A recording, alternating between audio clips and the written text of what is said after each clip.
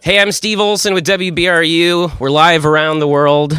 Are you nervous, Jack? Yes, now I am, because you said good. that. Because if you're nervous, then I'll be nervous. So I'm here with Jack Antonoff. He is a member of Bleachers. Is that right? Yeah. Yeah.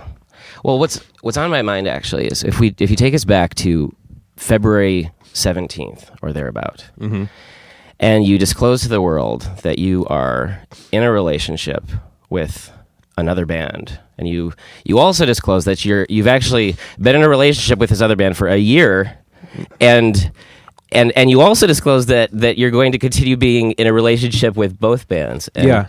So tell us about how that works. It's pretty forward stuff. I would assume you guys, on the Brown campus would understand it. Some of the people in the room. I don't know what you're talking about. But. Neither do I. I didn't want to talk about it because it's like I kind of hate the whole culture of feels like you go on Twitter and everyone's like, big announcement Thursday, and it's like kind of like you ever see the Wilco movie? The Wilco movie? Wilco movie, I'm Trying to Break Your Heart. It's a documentary about Wilco, and David Frick, Rolling Stone reporter, great writer, has an amazing quote where he's like, can I curse right now? Yeah, sure. There's a curse in the quote. I don't want to quote, but I don't want to curse, but there's a curse in the quote. Do it. And he's like, everyone's I'm sorry. You just... So he's like, I'm sorry. So he's like, everyone's texting, I'll be there in 5 minutes. Just fucking be there in 5 minutes. Yeah. Okay. And that's kind of what I thought. It's like, what am I going to be like? Hey, I'm making a solo album, then have people be like, and it was just like I didn't want to talk about it until there was something to talk about, because that felt a little too much of like kind of the way annoying shit happens nowadays. And so it wasn't meant to be a big secret, but it was like I just started working on it, kept working on it, and then before I knew it, there was like this whole album and this whole thing that just existed, not in reality yet. So by the time I released it, it had just built up to this giant secret. Okay, but what does Bleachers fulfill for you that fun isn't fulfilling for you? God, you sound like my mother. It's like, well, it's not about that. I've noticed that people get very sort of interested in that side of things. Like, people love to say like the word side project, which I always find just slightly, it's just like a bummer word. Like everyone needs to like categorize things and simplify things that maybe aren't even simple. I don't know. I do a lot of work. I made the Bleachers album while on tour with Fun in a moment that it was very unideal to make an album. I was recording all over the world in hotel rooms, in the studio when I should have been sleeping or eating or relaxing or whatever. And I felt compelled to do it. So I almost think that like that's the excitement about it, is when artwork happens in times when you weren't like, oh, I've been, home doing nothing for 9 months. I need to get my work going. I feel very compelled to do it. So I don't know why. Yeah. Well, I think, because I read when I acknowledged that quote, I was on terrible-thrills.tumblr.com, and it's a safe for work Tumblr. I mean, I didn't go through all of it. Can be. Okay. Anyway, and you were talking about how if you really want to know what it's like to be in the fun experience and touring around the world, that actually you can get it through the music of Bleachers, because this is sort of like, it's like your diary or something, like your journal. It was. Well, it's like you usually make an album, and maybe this was like more of like just because of budgets in the past, like my past 15 years making music, but like you'd go into the studio for 3 weeks, you'd make an album, you'd bang it out, you'd leave, and you'd live with it, and that was it. And this was the exact opposite. Like I just made it all over the world. I just kept changing and going back and be in the studio, be in my hotel room, and it was like, I didn't keep a diary, I didn't take pictures, but I did record every day. Yeah. I was listening to I Want to Get Better all the way to school today, or this place, WBRU, and it sounds, the lyrics come in like, you say like something about how it was a nice place being your old permanent self, like I'm guessing like living forever, thinking that you're living forever or something like that. And then anyway, it sounds like a coming of age sort of song, like you've accepted that. I feel like I'm always coming of age. Mm. I felt like that since I remember thinking. Yeah. Yeah. My whole life I remember thinking like, this has been the hardest year. Like I'm really like turning into something. Yeah. Like I feel like I'm, kind of like wrapped up in some sort of like 15-year-old sentiment in that sense. Yeah. It's very happy. I mean, it's I think actually in a good way. I think that a lot of music doesn't really delight anymore. I found the song delightful myself. That's great. Yeah. But you should definitely check it out. The song is called I Want to Get Better. But when is an album going to come out? In end of May, beginning of June. End of May, beginning of June. Yeah, the album is done. Oh, it's done. Yeah. And the other song that you just played for us, what was the name of that one? That one's called Shadow. Shadow, yes. Yeah. Or I Will Love Your Shadow. Okay. I haven't decided yet if I'm going to chop it. Yeah, yeah. And so are songs often about love for you? More about, I would say, loss. Typically. Oh yeah, actually, you reminded me of a question. Oh yeah, go yeah. ahead. You said, oh God, now say it again. Loss. Yeah, loss. Yes. Okay, so I want to get better. He actually says that that it sounds like it's about happy, but it's actually very desperate for you. Yeah, it is. Yeah. Well, it's a really dark song. It's just set to a really sort of uplifting musical bed, and then the chorus, which kind of ties everything together, is hopeful. But the verses are sort of tragic. I've been reading all these stages of despair, these Soren Kierkegaard stages of despair, and despair is like it's hopelessness. It's just it's that there's no hope for anything. But then you come into yourself and you have your own agency in the world. I'm hopeful. Yeah. So, where do you think hope? Well, that's what I want to get better is a hopeful statement. I don't think that like people can. I think if you think you're, quote unquote better, you're probably garbage. But like if you're thinking I want to get better, that's probably like the pinnacle of happiness, is to just at least want to. Yeah. Maybe it could be a catalyst to moving on somewhere. Hopefully. Yeah. What will make you better? I don't know. I don't know if that's. I think if I knew, then I wouldn't feel compelled to write music and leave my house. I think I would just like, hang around. Yeah, that's what I do. But so you're happy? Well, no, but I definitely just say to hang around my house. I don't leave it. But what is the name Bleachers? Where does it come from? There was a song on the album. It was one of the first songs I recorded. And when you're like working on something, like whether it's music or writing or anything, you just give it a working title. And sometimes it's like as like mundane as like like Sheridan, Ohio, like just like so you can like remember like where you did it, or sometimes it's like a word or a phrase. It's like a working title.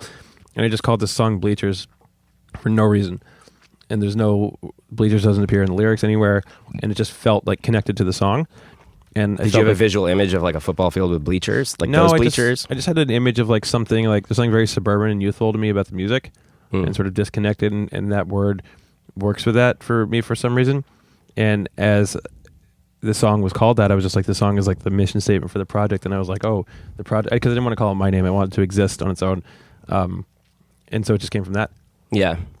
Which I like. I don't like when there's too much. Like, it's not like the name is this because of this, this, and this. Like, I'd rather the name be like a free associative, like just like stream of consciousness type thing that came out of me, which it is. Yeah. What do you love to listen to on your iPod that you'd be embarrassed if anyone knew? There's not many things I would get embarrassed about.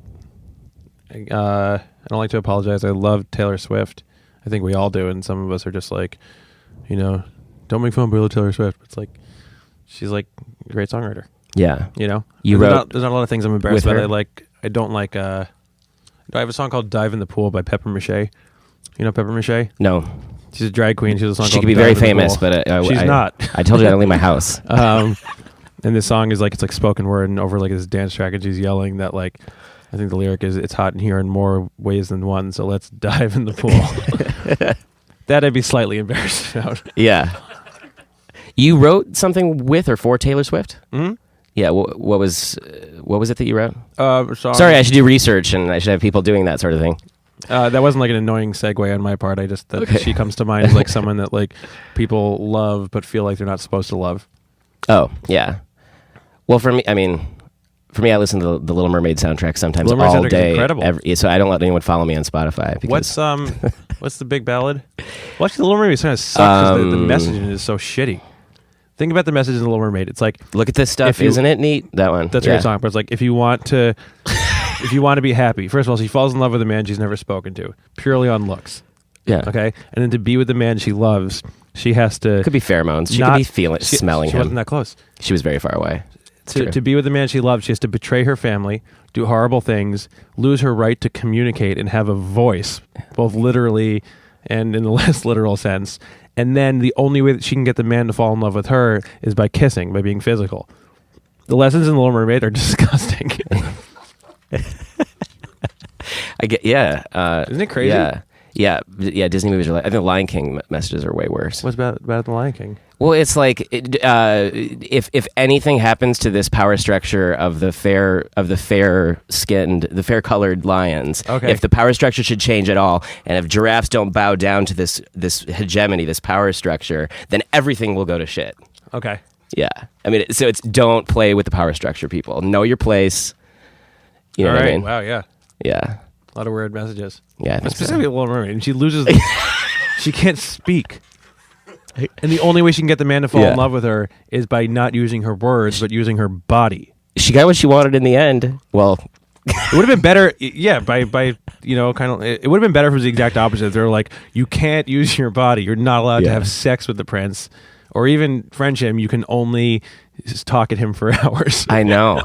But I would just say that my favorite thing about that movie is that like Sebastian is against the whole thing, right? But when it comes down to saving her life, the effort that he puts into, and he's like so talented, and getting that whole like lagoon to like play all a you have to do symphony. is kiss the girl. It's when someone uses their talents to like help someone save a life. That's Yeah. No, I like that. He's the only redeemable character. Yeah, I think so too. Triton's a piece of garbage also.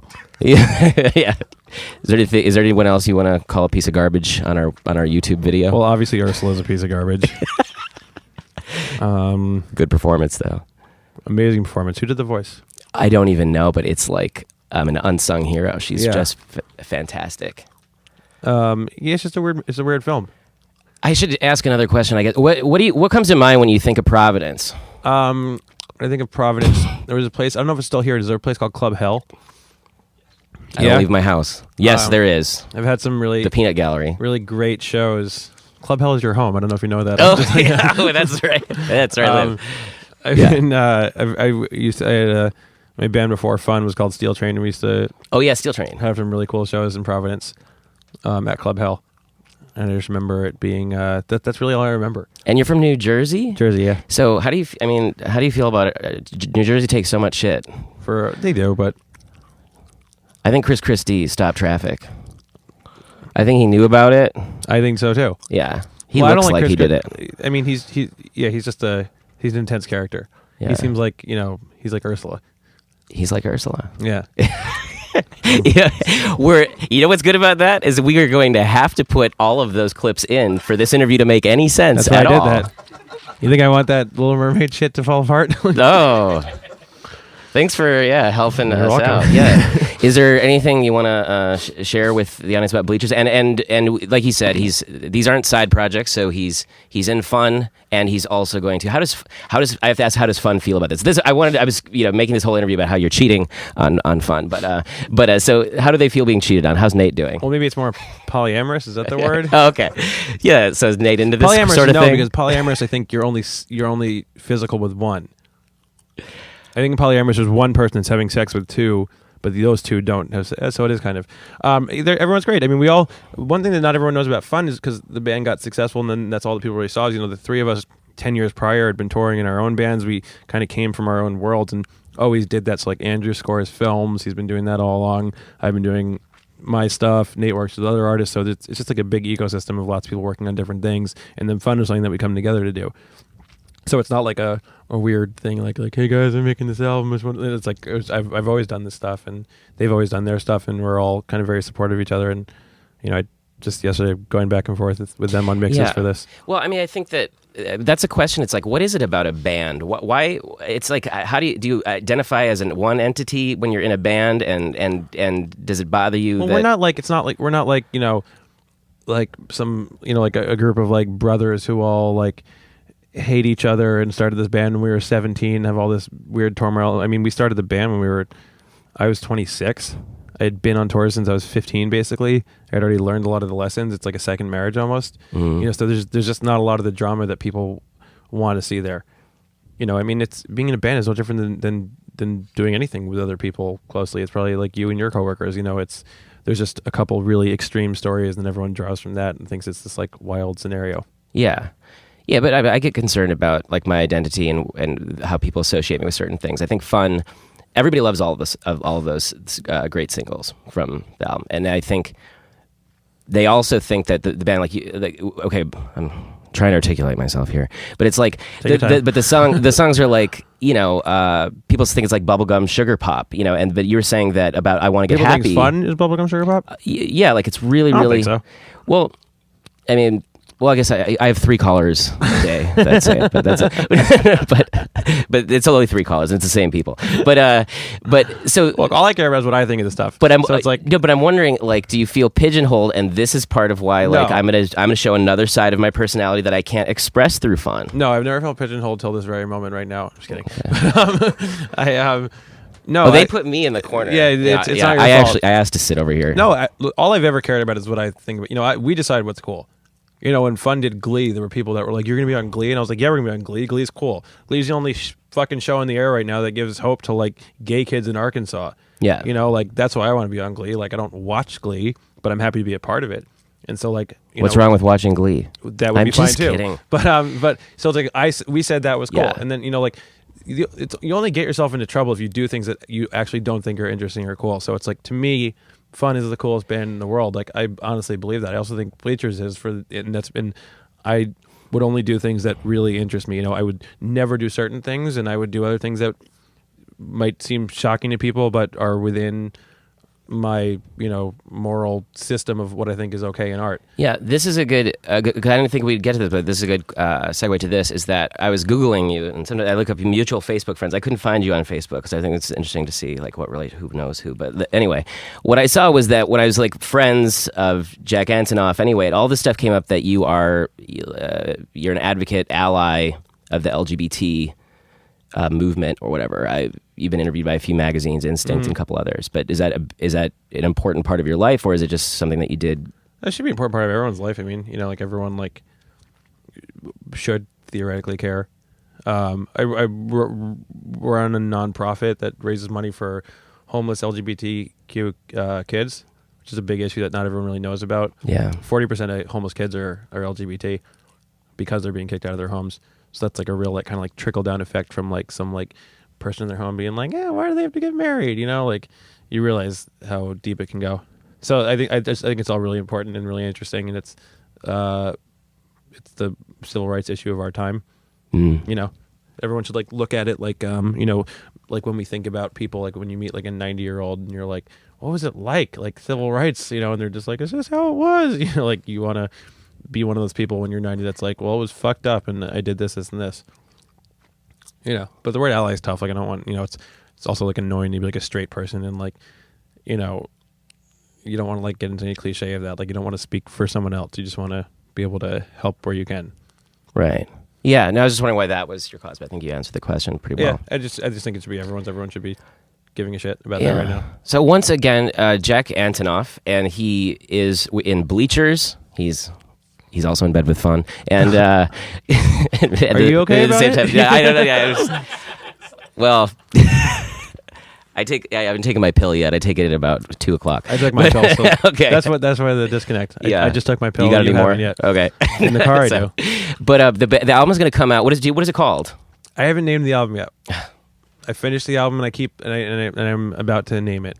So maybe you have some ideas. Well, maybe you can call it something completely random, like Bleachers. There you go. Completely random. Bleachers. Eponymously, titled. I think I don't know.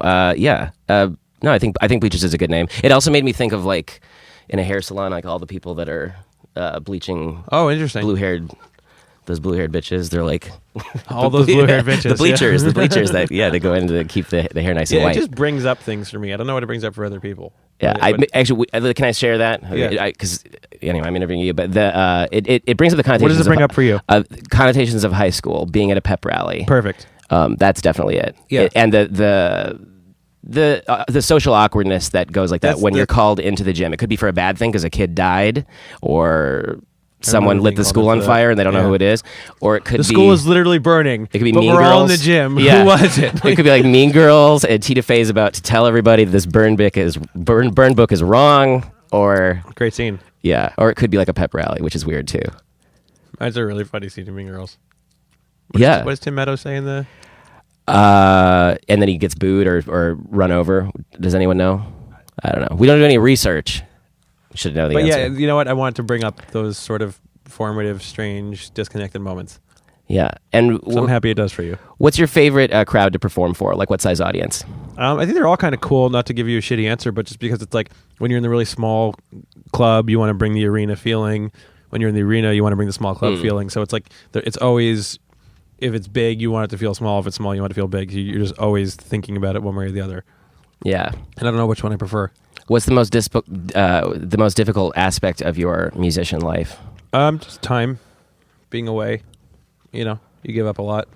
Yeah. Just being physically gone. Not, you know, they're building a new restaurant, or they're talking about building a new restaurant. You come back months later and it's already built, and all your friends and family have eaten there and have favorite foods there. Yeah. You don't yet. So a lot of people want to do what you do. They want to play music and share it with the world. I mean, it's a wonderful thing. I think people really, this is like the instinct of people, but they don't feel, what advice do you give to someone who this is what they want to do? Just to do it. You know, that's what I did. That's what everyone I know did. You know, I didn't go to college. I didn't go to college because no one would take me for music. Everyone I sat down with at various music schools was like, these are who rejected you. Let's name the names. Bad songs. Who rejected you, Jack? Everyone that could. You know, anyone that had time to reject Did any me girls reject you? You wanted to talk about? I've been rejected. You can say the names. Yeah, I have this general rejected feeling, which I don't know if it's true or not. But I was. Do you ever get used to college. that feeling rejected? Do I get used to it? Yeah. Yeah. You really? It's my assumption. It's your assumption that you have gotten used to it? Well, this kind of goes your assumption that you're going to get rejected. Sort of the feelings about the band name, but I feel like everyone I feel like in high school you were either someone who was like just like constantly being crushed as a human being, or everything was like fantastic and you were in heaven, which is like 2% of people, and those people have just like turned into like God knows what. At least the ones I know, it's just a bad scene. Like I'm sure like maybe you had a good time in high school, but it probably wasn't the best. You know, probably was a hard time for you, right? I hated it, but then I lived the rest of my life and I realized it wasn't as nearly as bad as I thought. But yeah, but it was good that you were really like kind of beaten in that moment. That's how I feel about myself too, and most people. I just think it's important to like have your formative years be ones where like you don't think that like things are awesome and everyone wants to hook up with you. Yeah, it's really true. I mean, and that's kind of what parents teach their kids a lot is that, yeah. Which is weird because I think about having kids and it's like, I wouldn't want to send them somewhere where I know they would have a shitty time, but I also wouldn't want them to have too good of a time. Well, you've been around, and where would you raise your kids? I live in New York, and that's a tough one because I grew up in New Jersey and it was so great being like on the outside of New York, like being like one step away from the party because you had like something to aspire to, and all the kids, I went to high school in New York City and all the kids I met there were so jaded because they had like done all the drugs, had all the sex, seen all the bands by the time they were like 12, so they just did not give a shit about anything. And I got there, and I still have this feeling where I'm like so excited about it. I still feel like an outsider. How do you feel about drugs and experimentation? I'm extremely sober. Do you have any experience in the past that's why you've made a choice to be sober? Yeah, it's a personal decision. Drugs spin certain wheels in your head that for me are already spinning, so it's not a good thing. I find reality, way far out enough. It's all complicated enough. If I don't really. Do you advocate that it's not that they're not a good idea? Drugs? Yeah. Yeah, they're not the best idea. You can die. Yeah. I also grew up a certain way. Like, my impression is like if I had to go make myself vomit. If you do heroin, you just die. If you do cocaine, you just die. Like that's how that's what my parents. The few things that I've got from my parents are like, if you drink soda, you will die. If you do heroin, you will die. And if you drive on the freeway in LA, you will get shot. All right, so you'll raise the kids in Manhattan. Well, that's back to that. I don't know. I don't know. Do you raise your kids in Manhattan? Do you show them movies like The Little Mermaid, like what we talked about before? Right. I don't know. Yeah, I know. God, I don't know the things I saw in my childhood. I mean, the things I'm the product of that. Like, I would go into like a chat room and be like, "Hey, can I get some porn?" And then like someone would like bomb you porn in your email. Remember that? Right. How old are you? 21. I'm. I don't want to say it on the internet. I don't. Are you not? Are you? Can we turn the lights down a little bit? Are you younger than 25? No. Anyway, let's I'm 29. I'm going to ask the questions. Okay. Here. But do you remember that moment when like you like that was like far out enough? Like I can't imagine what like my kids are going to do on the internet. Yeah, no, definitely. I mean, it's crazy. I mean, have you know about fan fiction? Well, have you read this stuff? When I was like 5 years old. Fan fiction is crazy. It is. This is not my interview, but I agree. Do you know about fan fiction? Yeah. I'm just learning about it. Oh, yeah. Anyone can write anything about you. Yeah. Well, when I was 5, I was like, the Titanic was going down. I was like, "Mommy, Daddy, wait." Anyway, I think I was stealing someone else's joke there, and I realized I'm not going to steal a joke. But well, I think that we've covered a lot of ground. I was just going to ask you, what kind of porn do you like, since that's what you brought up? College porn, because I didn't go to college. Oh, really? Yeah. So is that what it's about? It's about looking, fantasies of the- looking for things that you don't have. So Yeah. you are cheating on fun, and it is. I'm totally kidding. I'm just, and Bleachers is giving you something that no. But anyway, so it's like porn for you. I'm cheating on everyone. Bleachers is like porn for you. It's all like porn for me. But I want to get better. It is. If you can live in the moment, I think that song is like that's like how you want to feel. I'm happy. I think you did a good service by bringing that song. Truly, into the this. reason why I made that song the way it is, I got really sick and I had pneumonia. I was in the ICU 2 years ago, and I didn't listen to music for 5 days. I'll make this quick, and that's weird. You listen to music every day. The first thing I put on when I came to was Robin, Dancing on My Own. I was crying because the song was so beautiful, and I was like, "This is amazing." Someone in Ibiza is dancing to this song, and it gave me this real idea of like getting different things from music. You want that like physical feeling, like it makes you want to like move. You also want it to be able to like listen alone in your bed. So that's really what I'm going for. So if you think it's a really joyous song, that's makes me the happiest person in the world. If you think it's the darkest song, that would also thrill me. Well, it's both because I feel like I can't take like just bullshit. So like if wanting to get better is from a place of like understanding something about life, I think. So I think that's why it feels coming of age for me. But I also interviewed. I just don't know what that age is. Yeah, I interviewed Mark Foster the other day, and so he was talking about coming of age. It's all I got. It's all I can think about. But you know what he's embarrassed to listen to on his iPod? What? The Oliver Twist soundtrack. That's awesome. Yeah. Broadway?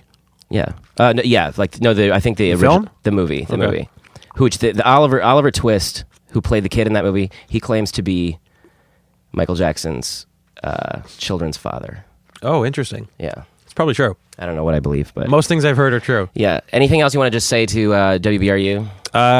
Just that I really love the station. I came in here like 2 years ago with fun for the first time, Oh, great. Yeah. and you guys have been really awesome and supportive. And it's just I love this kind of radio. We love The people kind of that, radio where there's like 6,000 vinyl. we love people that come in here and talk to us at I live length close like by. this. You do? Well, I mean, New York is like 3 hours. Oh, okay. You know, Yeah. my parents went to school in Boston. A mile radius from my house is kind of far from me. I'm in this general area a lot. Yeah. Is there a Boston Providence rivalry, or is it pretty much like all No, good? not really. Okay. I think of them as our big gay sister. Me too. Okay. Yeah. Thanks, Jack, and thanks. Thank you guys for having me. Thanks so much.